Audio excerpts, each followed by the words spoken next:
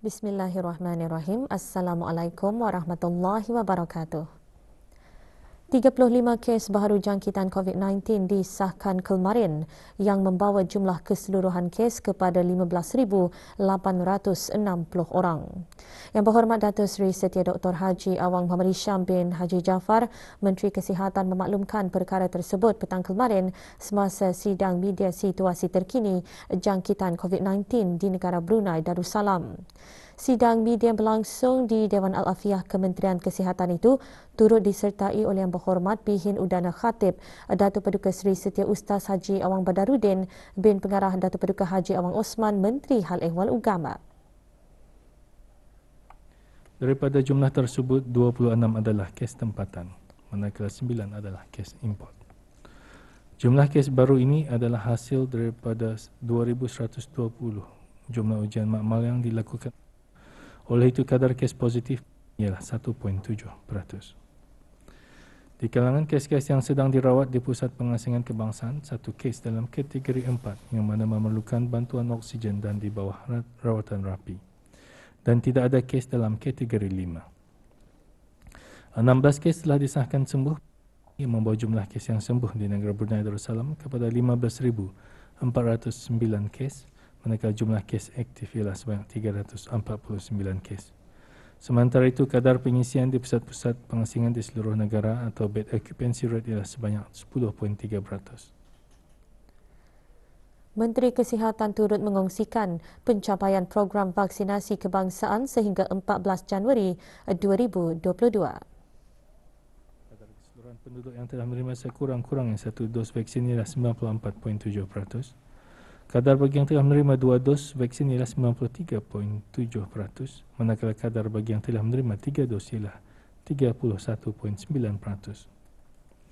Dalam pada itu, Kementerian Kesihatan memaklumkan bahawa perkhidmatan klinik vaksinasi COVID-19 bergerak bagi perkhidmatan rumah ke rumah akan dijalankan minggu depan bagi pesakit-pesakit yang terpilih saja yang mengalami kesukaran bergerak atau terlantar di katil. Perkhidmatan rumah ke rumah ini akan dijalankan di beberapa mukim dari jam 9 pagi hingga 2.30 petang pada tarikh-tarikh berikut.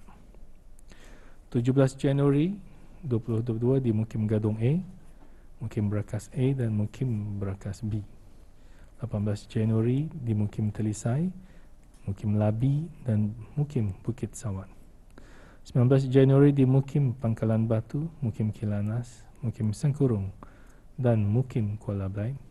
20 Januari di Mukim Berakas B dan Mukim Keriam, dan 22 Januari di Mukim Tanjung Maya, Mukim Gadong A dan Mukim Gadong B. Pesakit-pesakit yang memenuhi kriteria bagi perkhidmatan rumah ke rumah ini akan lebih awal dihubungi oleh Kementerian Kesihatan bagi saringan awal, dan mereka adalah diminta untuk memberikan nombor kad pengenalan atau pasport serta kad ataupun nombor BRUHIMS jika ada. Bagi sekatan pergerakan yang dijalankan dari jam 10 malam hingga 4 pagi, alhamdulillah tidak ada pelanggaran arahan telah dikeluarkan denda kompaun di seluruh negara. Sementara itu, Menteri Hal Ehwal Ugama pula mengongsikan mengenai pembukaan sesi persekolahan peringkat kedua yang akan bermula pada 17 Januari 2022.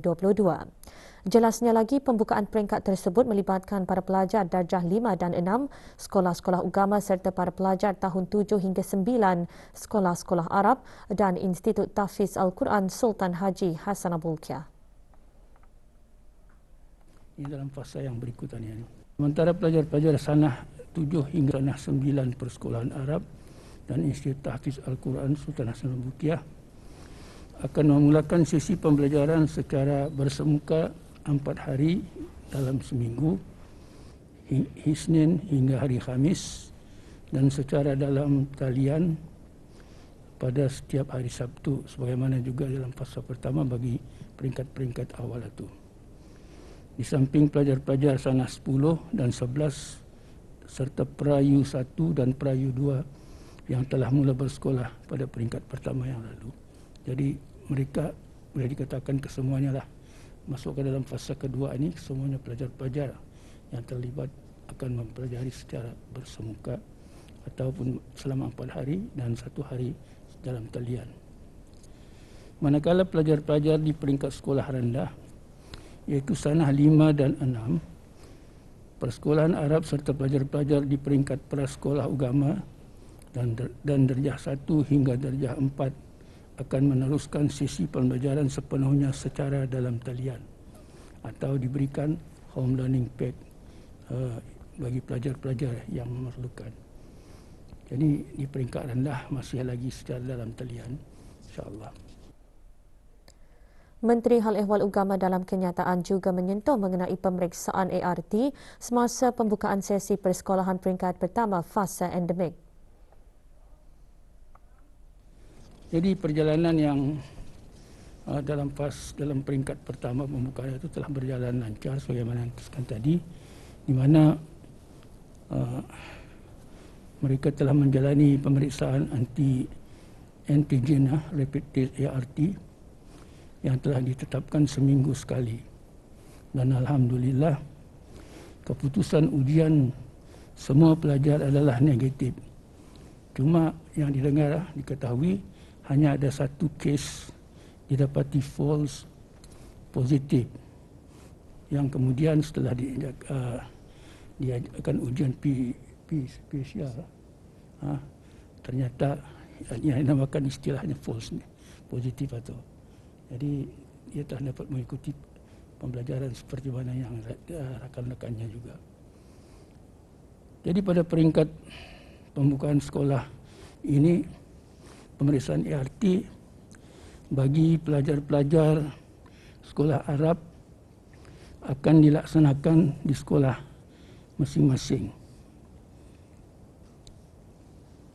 Sementara bagi pelajar-pelajar di sekolah-sekolah agama di peringkat menengah, artinya pelajaran menengahnya mereka itu berada di sekolah menengah, di sekolah menengah umum. Jadi pemeriksaan ART akan dijalankan di sekolah masing-masing. Bagaimanapun Kementerian Hal Agama ada menyediakan borang, dan borang itu borang sebagai pengesahan akan dibagi-bagikan menandakan mereka telah mengambil di sekolah tersebut. Jadi semuanya ini telah diaturkan dan insya-Allah mudah-mudahan akan berjalan dengan baik. Pembukaan sekolah secara bersemuka bagi tadika 1 dan tadika 2 merupakan keputusan hasil daripada banyak perbincangan oleh Kementerian Pendidikan dan Kementerian Kesihatan serta kajian oleh Kementerian Kebudayaan Belia dan Sukan mengenai pandangan orang ramai. Menurut Menteri Kesihatan, lebih 70% ibu bapa bersetuju agar tadika dibuka semula. Ia mengambil kira sebahagian besar ibu bapa perlu bekerja.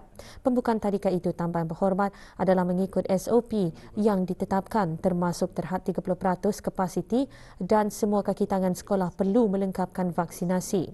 Ujian ART juga perlu dilakukan sekurang-kurangnya sekali seminggu. Siapa-siapa yang pernah kena dan siapa pernah meninggal. Jadi bukan ada juga kena bayangkan Kementerian Kesihatan yang mana. Majlis Malam Munajat Anjuran Kementerian Hal Ehwal Agama diteruskan lagi malam tadi dalam sama-sama mengajak orang ramai mendekatkan diri dan memohon keampunan dari Allah Subhanahu Wa Taala agar rakyat negara Brunei Darussalam terselamat dari segala bala bencana dan COVID-19. Majlis diadakan di Masjid Rashidah Saadatul Bolkiah, Kampung Sungai Akar dan secara maya. Antara menyertainya Berhormat Pihin Udana Khatib Datuk Paduka Seri Setia Ustaz Haji Awang Badarudin bin Pengarah Datuk Paduka Haji Awang Osman, Menteri Hal Ehwal Agama. Yang Berhormat Datuk Seri Setia Awang Haji Ali bin Apong, Menteri Sumber-Sumber Utama dan Pelancongan. Yang Berhormat Datuk Seri Setia Haji Awang Abdul Mukti bin Haji Muhammad Daud, Menteri di Jabatan Perdana Menteri, dan Yang Berhormat Meja Jeneral Besar Datuk Paduka Seri Haji Aminuddin Ehsan bin Pihin Orang Kaya Saiful Mulk Datuk Seri Paduka Haji Abidin, Menteri Kebudayaan Belia dan Sukan. Antara pengisian majlis, bacaan Saidul Istighfar, Tazkirah, bacaan Surah Yasin, Doa Munajat dan bacaan Zikir Taubat.